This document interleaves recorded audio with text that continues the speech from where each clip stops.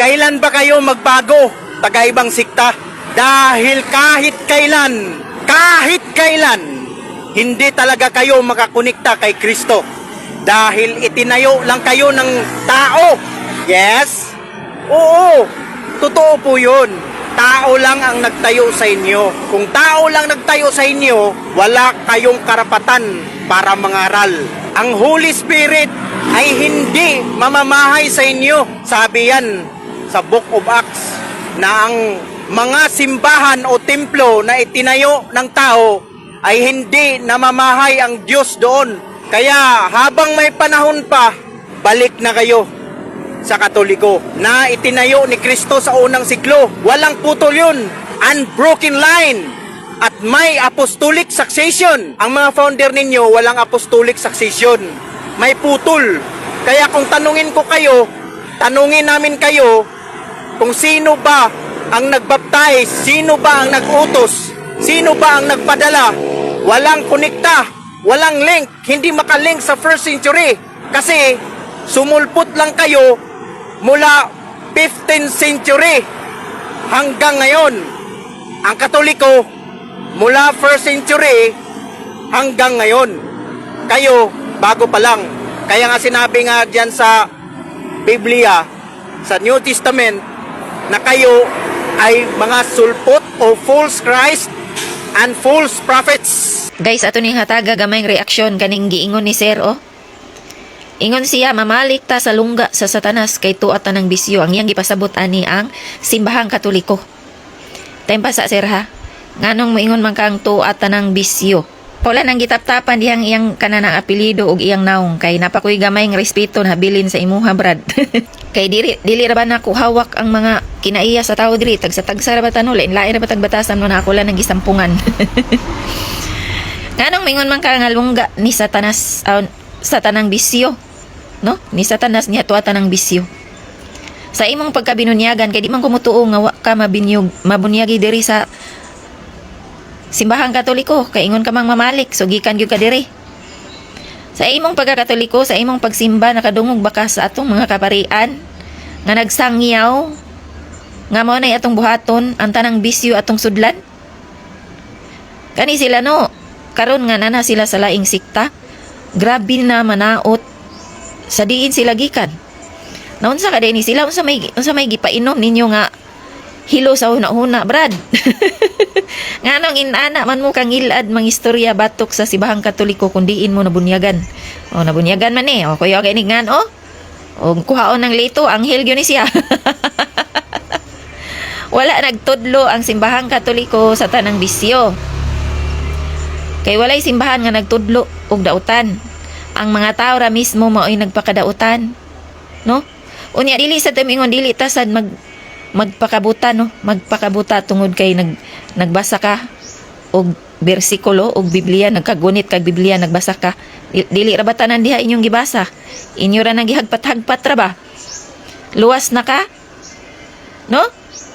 Kay dili sa tanan, dili nato ikalimod nga bisan pag unsang relihiyon na, bisan pag muingon mo nga wala dihang bisyo kunuhay sa inyong grupo, pero sa inyo ra ng paminaw no, inyong gilimbungan ang inyong mga kaugalingon. Tungod kay atong makita sa realidad, ang ato din isgutan na realidad lang yun ha, sa atong pagkatawahanon. Ako lang ipaambit diri kung unsay akong nakatunan na dungog gikan sa simbahan. Wa ko kadungog nga nagsangyaw ang kaparian nga sudli ninyo ang tanang bisyo. Kita ang mga dagko na kay bawo na tag unsay sakto unsay dautan. Unya inyong ipasangil sa simbahan ang inyong kabisyoso, dili oy, no? Unya ayaw sad no, ayaw limbungin ang imong kaugalingon nga naa na ka diha. Kanan ang perpekto na ka. Kay sa tinuod lang, o real talk lang yun ha. Makita nato, o naman tayo mga silingan or mga kaila or atong mga nailhan. O bisag unsang relihiyon na. Depende na sa tao, no? Kung dili niya bayaan ang bisyo, ayaw ipasangil og simbahan. Para lang makaagni mo og tao, mainguday mo, ayaw mo dihang simbahan na, kay na diha tanang bisyo. Unya naka-sure mo sa inyong simbahan ang inyo dihang naagni. Way bisyo? Pag sure mo, ay nagpakabuta mo, gilimbungan ninyo inyong kaugalingon. Ayog ilara inyong kaugalingon, Brad. Ayog ilara inyong kaugalingon, kay lisod kaayo na. Oh, tanaw na to ang tinuod ha, tanaw na to ang tinuod. Wala magsangyaw ang simbahan, labi na ang imong giingon nga simbahang Katoliko sa tanang bisyo nga mao'y buhaton. Ang isangyaw ang mapulong sa Dios ug pagtulunan ra gyud sa Dios. Ayaw pagpamakak, no?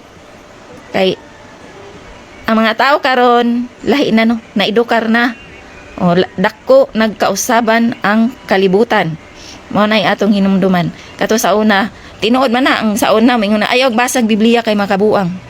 Tinuod na sa panahon nga wala pa maidukar ang mga tao, wala pa kay sa una man god gamay pang kaparian, gamay pa wala pay mga simbahan, karon daghan na kayong simbahan. Labi na gyud sa gitukod sa Ginoo, no, nga simbahan nga unang simbahan nanay daghan, no, nga mao ang Katoliko, ang Roman Catholic Church. Dili gyud ta mangilad ba? Pagpangilad mangunang inana, oy no, real talk na lang gyud na nato. No? Kay bawat ta nga ang simbahan dili gyud na magsangyaw sa mga inana nga buhaton. No?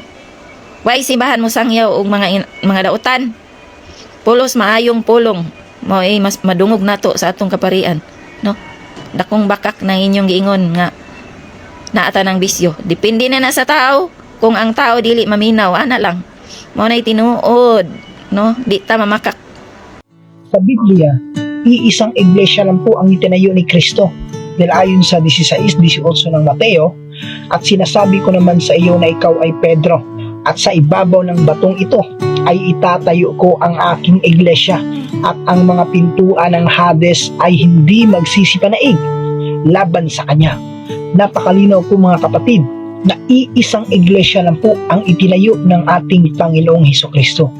Bakit sa ating panahon, napakaraming iglesia ang nagsusulputan? Dahil ang sabi sa 24:24 ng Mateo, na sa mga huling araw ay maraming magsisilitaw na mga bulaang propeta at ililigaw ang marami, pati na rin ang mga hinirang. At ang mga bulaang propeta na to ay nagsisitayo ng kanyang-kanyang iglesia. Kaya malamang na bakit maraming mga iglesia ang nasusulputan dahil hinuhulaan na po ng Biblia na maraming manliligaw. Ngayon, anong iglesia pong ito? Walang iba kundi ang Roman Catholic Church, dahil marami pong nag-aangkin na sila daw ang itinayo ni Kristo. Dahil may kasabihan, claiming and proving are two different things. Ang pag-aangkin at ang pagpapatunay ay may dalawang kaibahan. Bakit ang mga Katoliko ay nag-claim? Dahil mayroon pa kaming ebidensya gamit ang aklat ng kasaysayan.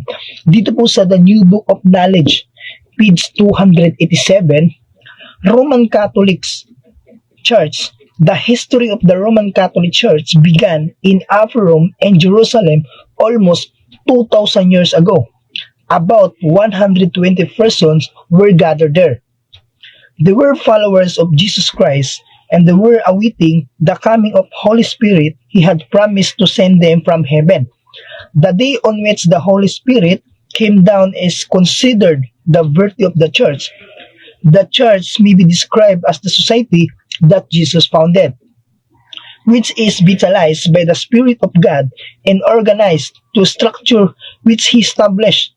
The history of the Roman Catholic Church traces the destinies of the society from its beginning until now. Napakalinaw po mga kapatid na ang Roman Catholic Church ay nag-i-exist na during 2,000 years ago in Jerusalem. Malinaw po, ito po ay iilan lamang sa mga ebidensya na nagpapatunay na ang Roman Catholic Church ay itinayo ng ating Panginoong Hesukristo. Viva Cristo Rey and Pro Deo et Ecclesia.